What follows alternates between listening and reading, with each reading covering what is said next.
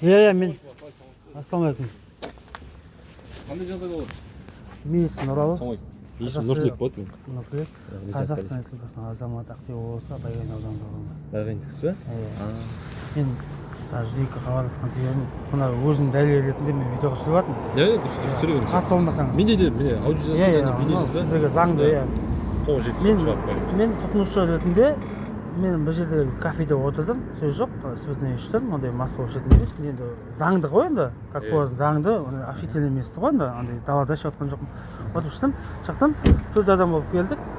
Мына саламалейкум. Айбек мырза. Мына кафеге келіп сосын жаңағы администрация ма, бармен ба білмеймін, келіншекке сөйлесіп жатсақ, ол мен мемлекеттік тілімді қорлап, мен қазақша сөйлесем, ол орысша сөйлеп, одан қалды қасындағы ер азамат бар екен, ол келіп, сен не нацистсің ба деген сөз айтып жатты да. Мен сен нацистсің деп даже айтып жатыр маған, видео фиксация жазып қойдым, маған нацистсің деп айтып жатты. Ол нацисттің мағынасын білмейді да.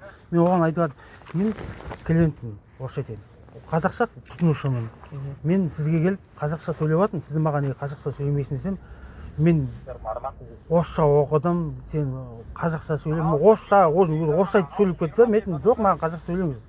Мен мемлекеттілік талап етіп жатырмын. Тіл туралы заңның 21-ші бабы бойынша мен сізге қазақ тілінде маған жауап беріңіз, мен сізге тұтынушылар заңы бойынша да, Қазақстан Республикасы Конституциясы заңы бойынша да мен саған сізге мен кәдімгі айып етпеңіз, сізге мен заңды келіп тұрмын сізге клиент ретінде.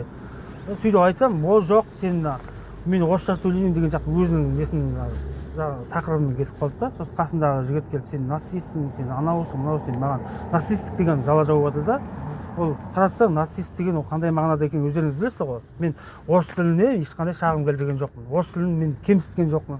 Орыс тіліне кемсітіп ондай сөз айтқан жоқпын, бірақ маған нацист деген маған жала жауып жатты да. Сол себептен мен намысыма тиді. Мен өз елімде, өз отанымда жүріп, мемлекеттік тілде қызмет көрсете алмағаным үшін мен мемлекеттік жаңағы сіздерге заңды хабарлап, жүзеге хабарлап шақырдым. Сол себептен мен мына видеоға түстім. Ана жігіттер нелердің кафенің әкімшіліктердің сөйлеген сөздерін қазір мен жазып аламын. Сіздер де түсіндіріп айтыңыздар. Олар заңды, олар қазақ мемлекеттік тілді мойындап тұрған жоқ. Мен сіздерге деймін, мемлекеттік тілді ешқашан да мойындап тұрған жоқ олар. Жоқ, сен орысша сөйле, мен орысша сөйледім, мен орысша мен бітірдім дейді. Маған орысша бітірдім ме, ағылшынша, қытайша бітірдім ме, мен білмеймін. Мен Қазақстанда тұрып жатырмын ба, Қазақстанның мемлекеттік тілі заңы бойынша 21-ші бап бойынша, тіл туралы заңның 21-ші бап бойынша, тұтынушылардың заңы бойынша мен сол бойынша мен барып тұрмын. Ал мені ол керісінше мен нацистсің деп дато мен намысыма тиетін сөз айтып. Сол себептен сіздер шақырттым. Сіздер заң органы, полиция сіздер маған көмектеседі деп ойлаймын. Сіздер заң тілді түсіндіріп айтып көріңіздер. Болмай ма мен олардың үстіне арыз жазамын. Барамыз қазір видео түсіремін, қалай сөйлесетініңізді көресіз. Мен ішіп алды дейді. Мен ішсемде мен заңды жерде ішіп кеттім, далада ішіп кетіп тұрған жоқпын. Міне Сочиден келіп ішіп кеттім. Өзі администрация 2-3 адам бар, андай клиенттер ондай көп клиент жоқ. Мен наоборот 3-4 адам болып келіп тұрып, адам сияқты сөйлесіп жатсам, олар маған қазақ тілінде емес, орыс тілінде сөйлеп жатыр да. Мен оған қазақ тілінде сөйлеп жаңағы видеосы бар да? Видеосы бар, алдында жазып қойған бар, нацистсің деп айтқан сөздер бар, дәлелі бар, нацист деп айтуға құқылары жоқ. Нацист деп айту үшін мен орыс тіліне кемсітуім керек ол үшін. Ол үшін мен орыс тілі ана шошқа, орыс тілі жаман деп айтсам, мен оны нацист деп айтамын. Онда олардікі дұрыс болады. Мен орыс тілі туралы мен кемсіткен жоқпын. Мен бар болғаны өзім елімде жүрмін, өзім отанымда жүрмін, мемлекеттік тілде сөйлеп жауап беремін деген кезде олар маған тек қана қазақ орыс тілде жауап берді. Бәрі түгел тұр. Мен сотқа барсам да мен жеңіп кетемін. Сіздер айтыңыздар, тіл туралы заңның 21-ші бабы бойынша, тұтынушылар заңы бойынша сіздер келген клиент сізге қай тілде сөйлесе, сол тілде жауап берулерің керек деп сіздер айтуларыңыз міндетті. Айтасыздар. Сіздер егер орысша сөйледі ме, қазақша сөйледі ме сұраңызшы. Олар қазір қазақша сөйлейді дейді. Ал сіздер олардың міндеттері маған қазақша сөйлеу керек. Ал мен орысша сөйлесем, олар орысша сөйлеу керек.